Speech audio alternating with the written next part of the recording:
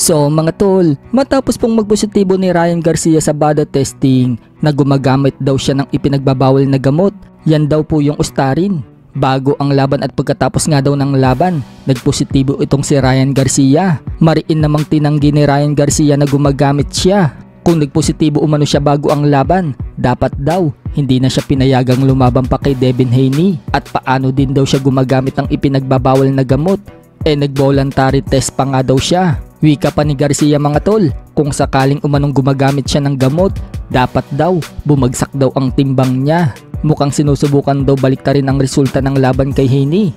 Balak pa daw yatang gawing no contest.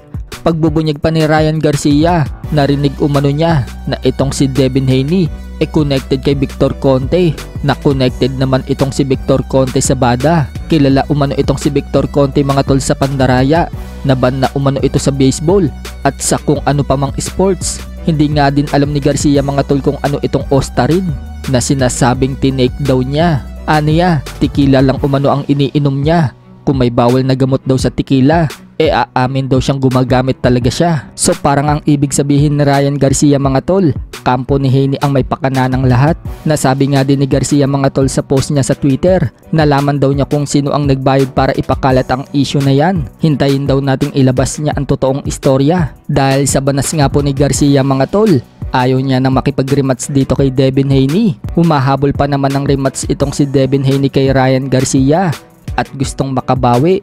Pero dahil sa issue na yan, hindi na pagbibigyan ni Garcia si Devin Haney. Sa kabilang banda naman mga tol, may sagot po si Jaime Munguia sa sinabi ni Canelo Alvarez na hanggang 8 rounds lang, knockout na daw siya. Buwelta nga po ni Munguia mga tol, parehas din daw ang mentality nila ni Canelo. Ina-knockout din daw niya si Canelo, pero sa ibang paraan. Great fight daw ang magiging laban nila ni Canelo, kaya hindi daw natin alam kung ano daw ang pwedeng mangyari sa itaas ng ring. Habang sinabi naman ng trainer ni Munguia na si Freddie Rhodes, tatalunin umano ni Munguia si Canelo. Ipapakita daw yan ni Munguia sa linggo. Ready na nga daw at kondisyon na ang bata niya. Sa kabilang dako naman mga tol, matapos pong makalasap ng unang pagkatalo si Stephen Fulton sa kamay ni The Monster na Oya Inoue noong nakaraang taon buwan ng July sa bansang Japan, muling magbabalik po si Stephen Fulton sa ibabaw ng ring.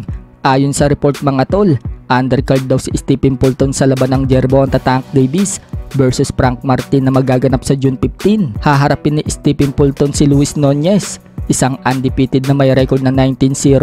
Aakyat na nga po si Fulton mga tol sa featherweight division. Samantala, undercard nga din po kay Tank Davis itong laban ng David Benavides versus Alexander Gvozdyk para sa interim light heavyweight title. Noong unang report, undercard dapat sila sa laban ng Bivol versus Beterbiev na gaganapin sa June 1, pero inilipat po ang laban nila sa June 15 at undercard na po sila kay Tank Davis. Speaking of David Benavides mga tol, tinurn down umano niya ang offer ni Turki Al-Alsik ng Saudi Arabia.